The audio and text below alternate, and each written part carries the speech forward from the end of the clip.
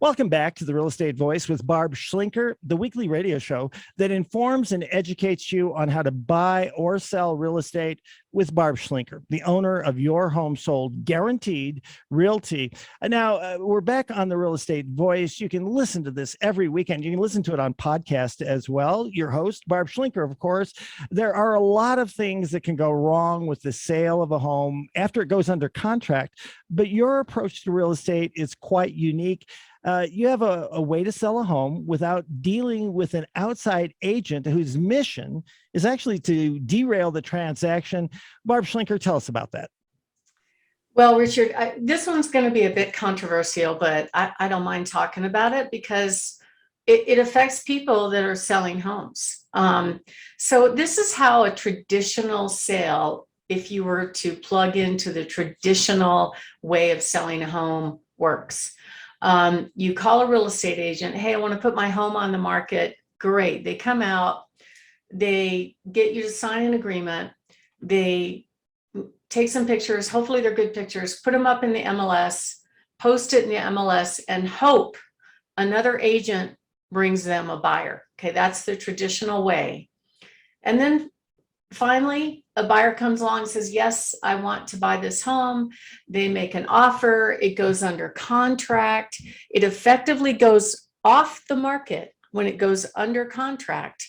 And then the fun begins. And what I mean by fun, I'm being very sarcastic when I say that, because the way the contracts are designed in Colorado, basically, the buyer has all kinds of what we call off-ramps or ability to bail out of the contract for various different reasons. Okay. They could get out because they don't like the inspection. They could get out because they don't like their loan. They could get out because they don't like title. They could get out because they don't like the HOA. They could get out because they don't like their agent. Whatever it is. Okay. There's many reasons for them to get out, but the way the state contracts are written, it essentially makes the earnest money deposit 100% refundable unless the buyer agrees to non-refundable in writing. Did you know that, Richard? I had every week you bring me things I don't know, and I don't think the average person does, much less the average agent who listens to this program, quite honestly. But no, I had no idea about that.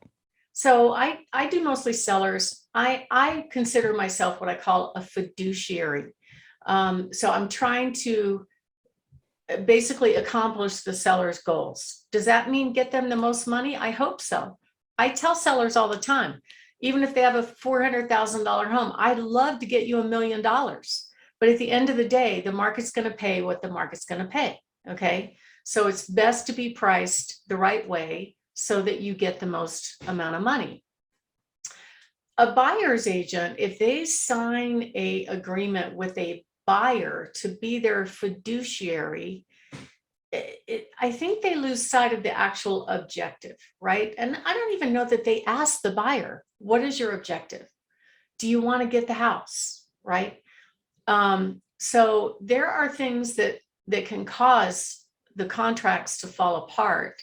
And a lot of times the agents, unfortunately, are leading that cause under the cause of, I'm a fiduciary, I'm an advocate for my buyer. In fact, I'm going to protect my buyer from the house. But the goal of the buyer was to buy a house. Isn't that crazy, Richard? It is absolutely crazy. And I mean, I think people need to understand that fiduciary thing. It means you've got a relationship and an obligation.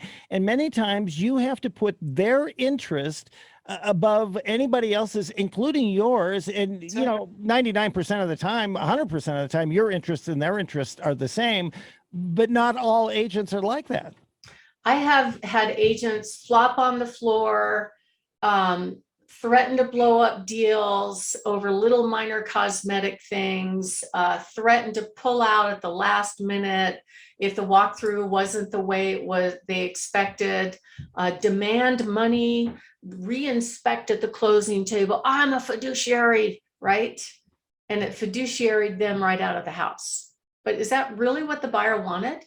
I thought the fiduciary is to get them what their objective was with this whole business transaction. Exactly. And as a former attorney, attorneys can, they can break deals and make things fall apart so easily. And the whole goal is not to have everything crash. It's to make things work to the benefit of the person you have that fiduciary relationship with.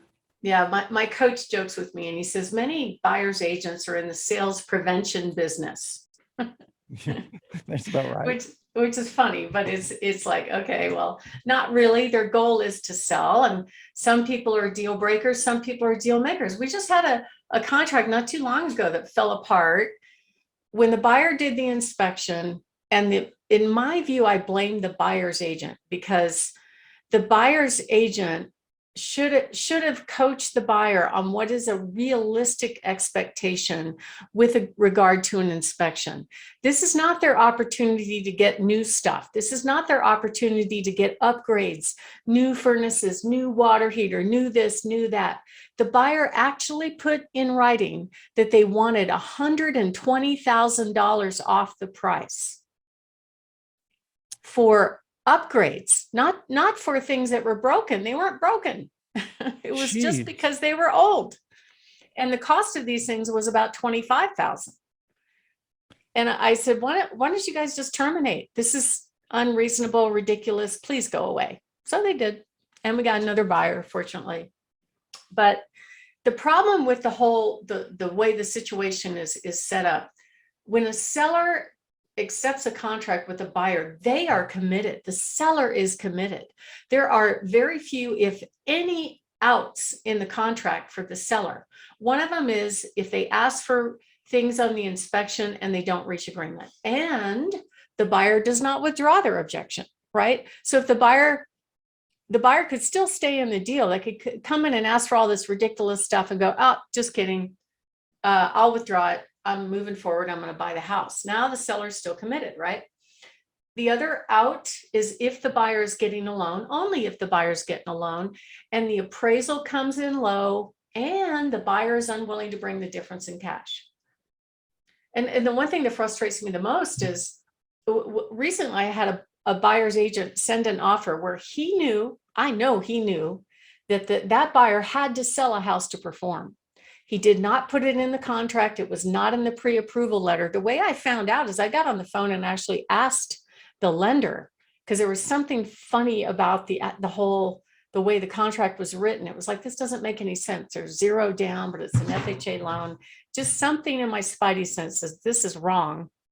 And I was asking if the buyer was getting down payment assistance, and the lender said, no, but they have to sell a house to perform. I'm sure it's already sold. I'm sure it's sold.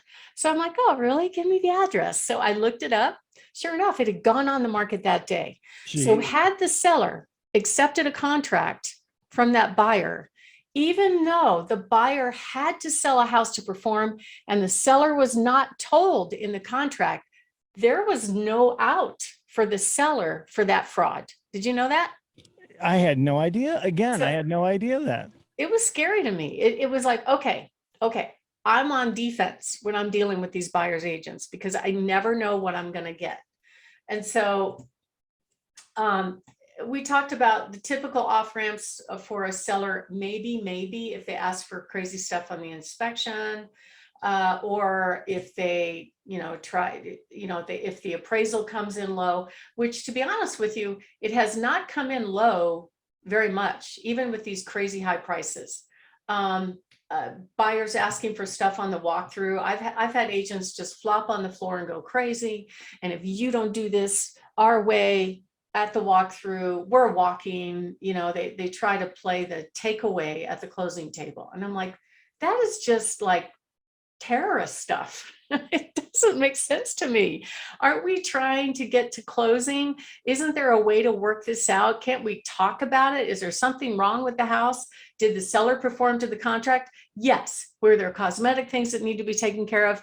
Maybe. Was it fixed according to the buyer's standards?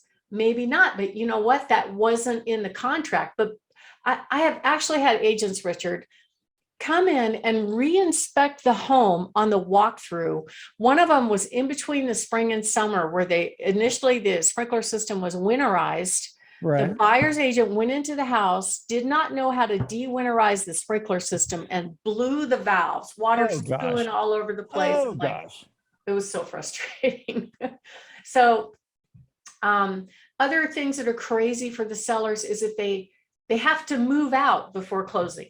So just last week, I had, we thought everything's going great, inspection, appraisal, it's all happy. Day before closing, we still have to verify this buyer's income. The lender needs 2 more weeks, right? And the seller's moving out. They're insane. And so, buyer has dozens of off ramps, seller has no off ramps. Sometimes buyer's agents work against appraisals. Oftentimes they work against inspections, and many times are making unrealistic demands. Okay. As an example, I have one going right now. Buyer put in their contract, we're not even going to ask for anything on the inspection.